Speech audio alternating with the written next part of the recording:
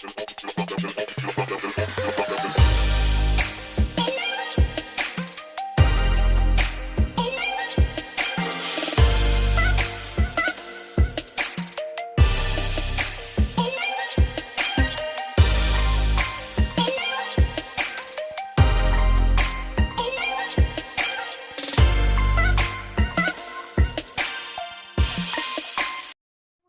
wabarakatuh. Perkenalkan, nama saya Puji Damayanti, mahasiswi IAIN Syekh Nurjati Cirebon, jurusan Bimbingan Konseling Islam, kelas BKIB semester 2. Pada kesempatan kali ini, saya akan mereview salah satu buku pendidikan kewarganegaraan untuk perguruan tinggi, yang mana video ini ditujukan sebagai tugas akhir dari mata kuliah Pendidikan Kewarganegaraan yang diampu oleh Ibu Risla Diba MPD.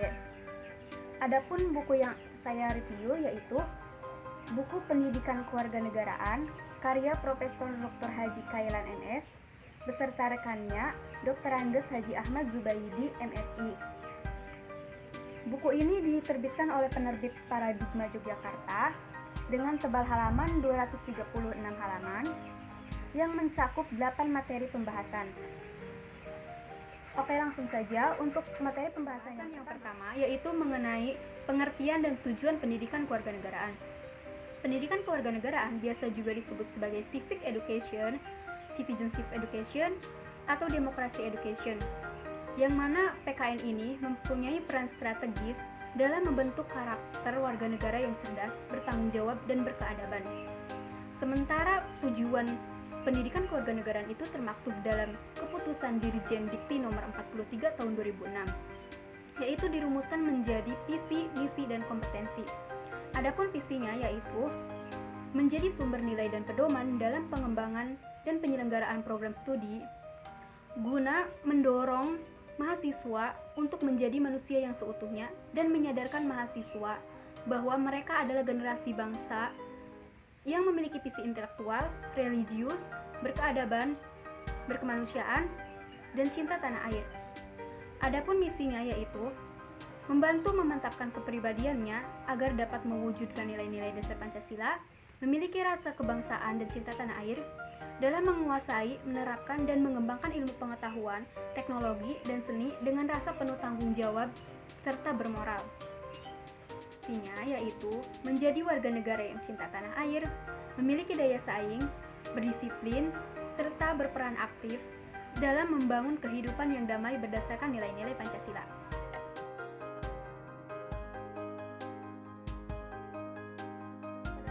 Kedua yaitu mengenai filsafat Pancasila. Pancasila sebagai sistem. Apa itu sistem?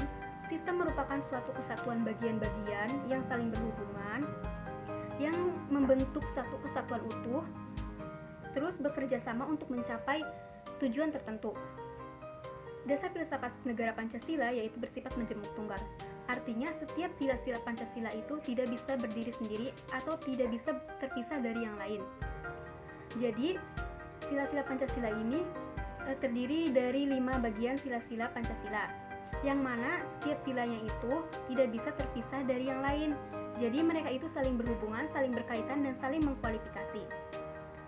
Oke, lanjut pada pembahasan yang ketiga.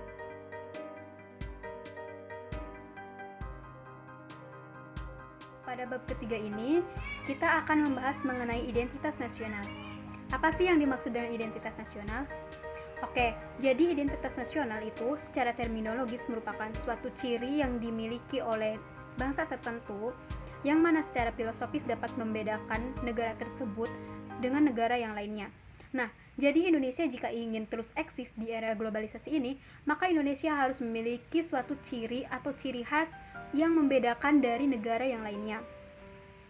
Pancasila sebagai filsafat negara dan bangsa Indonesia pada dasarnya itu bersumber pada nilai-nilai kebudayaan dan keagamaan yang dimiliki oleh bangsa Indonesia yang dijadikan sebagai kepribadian bangsa Indonesia. Lalu apa saja yang termasuk ke dalam identitas nasional? Nah, yang pertama ada negara Indonesia sebagai negara kepulauan Nusantara. Kemudian yang kedua ada kebudayaan-kebudayaan nasional yang dimiliki oleh bangsa Indonesia. Yang ketiga, bendera negara yaitu bendera merah putih. Yang keempat, ada lambang burung Garuda sebagai lambang negara Indonesia. Yang kelima, ada bahasa negara yaitu Bahasa Persatuan Bahasa Indonesia. Yang keenam, ada lagu kebangsaan yaitu lagu Indonesia Raya. Dan yang terakhir, ada Bhinneka Tunggal Ika sebagai local wisdom yang dimiliki oleh bangsa Indonesia.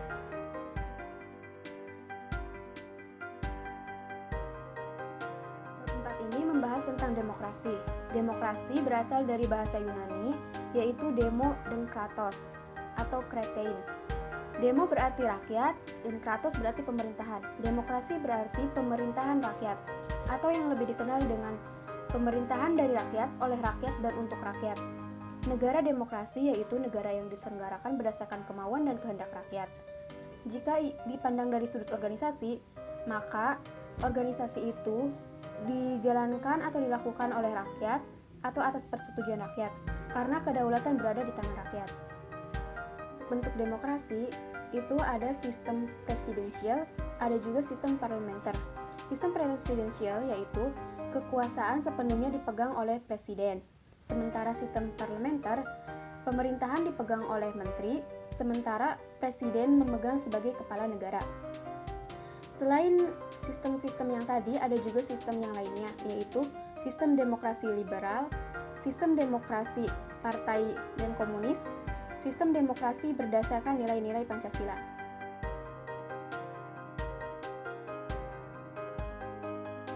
Pada bab 5 dibahas tentang negara dan konstitusi.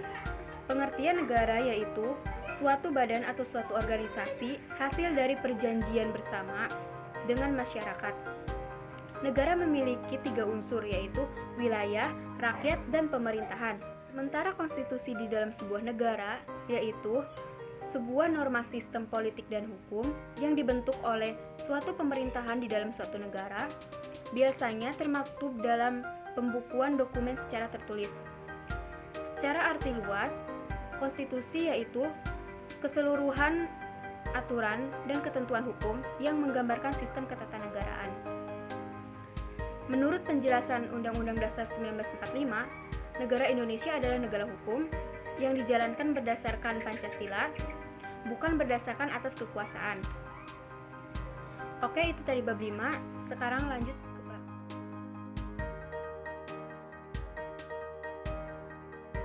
law, negara hukum, dan hak asasi manusia.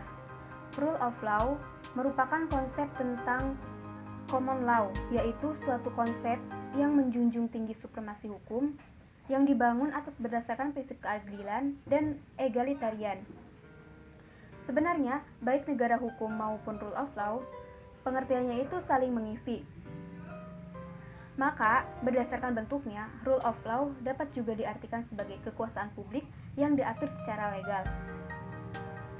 Prinsip-prinsip rule of law itu ada 3, yaitu supremasi hukum yang bukan berdasarkan kesewenang-wenangan. Yang kedua, kedudukan yang sama di depan hukum. Dan yang terakhir, terjaminnya hak asasi manusia. Berbicara mengenai hak asasi manusia, tentunya kita semua sudah tahu apa itu hak asasi manusia. Menurut Undang-Undang Nomor 39 Tahun 1999, hak asasi manusia yaitu seperangkat hak yang melekat pada diri setiap manusia yang merupakan ciptaan Tuhan Yang Maha Esa, yang merupakan anugerah darinya, yang mana hak tersebut wajib dilindungi dan dilaksanakan oleh setiap manusia. Bab 6 juga dibahas mengenai warga negara dan penduduk. Menurut UUD 1945, pasal 26 ayat 1 yang disebut dengan warga negara yaitu orang-orang bangsa Indonesia asli dan orang-orang dari bangsa lain yang disahkan oleh undang-undang sebagai warga negara. Adapun penduduk yaitu orang-orang atau sekelompok orang yang mendiami suatu wilayah atau negara. Setiap warga negara adalah penduduk, tetapi tidak setiap penduduk adalah warga negara.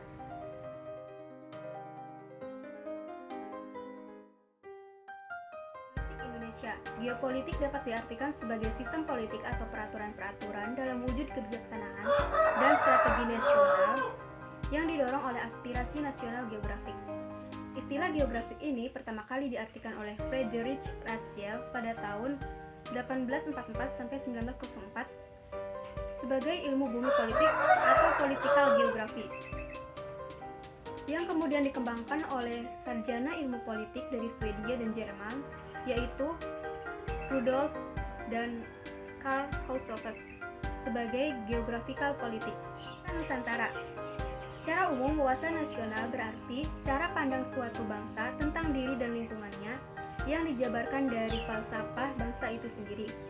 Sementara wawasan Nusantara yaitu cara pandang bangsa Indonesia tentang diri dan lingkungannya yang berdasarkan Pancasila dan UUD 1945 dan sesuai dengan geografi wilayah Nusantara yang menjiwai kehidupan bangsa dalam mencapai tujuan dan cita-cita nasionalnya.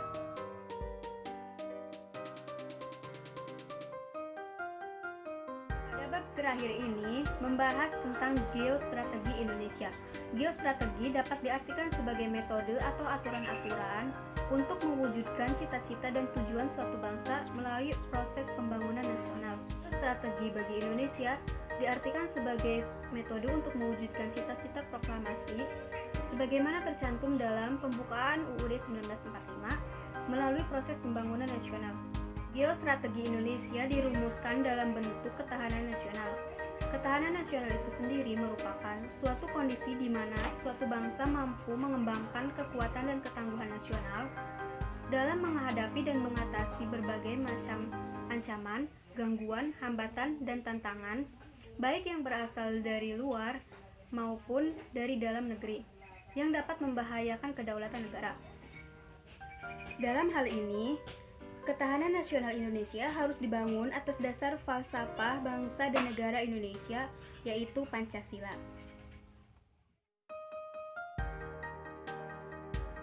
Itu tadi sekilas pembahasan materi dari isi buku ini.